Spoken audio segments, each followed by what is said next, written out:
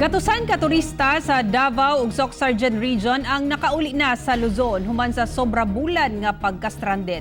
Ani report ni John D. Esteban.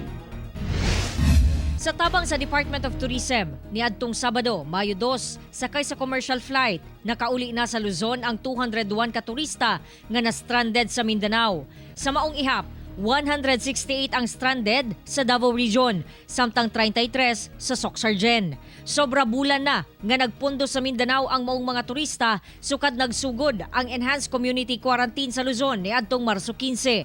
Wala sila makauli kay naabtan og lockdown, diin gisuspende ang tanang biyahe. Hinuon na asikaso man daw ang mga turista atol sa panahon nga na-stranded sila.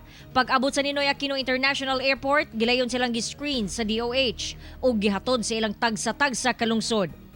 Samtang nasundo na sab sa LGU Davao ang mga Davaoenyong estudyante gikan sa University of Southern Mindanao sa Cabacan, North Cotabato ug Mindanao State University sa Marawi City, Lanao del Sur. Gipailawom sila sa COVID-19 screening pinaagi sa rapid antibody test kits. Una sila gihatod sa ilahang lugar. Giabisuhan sab ang mga estudyante nga mag-quarantine.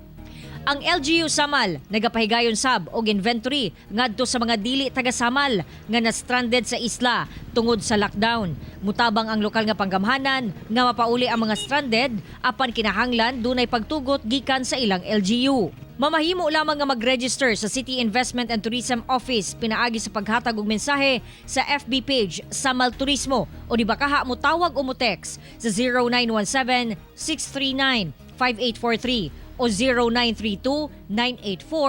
0932-984-4082. Ako si John D. Esteban para sa One Mindanao.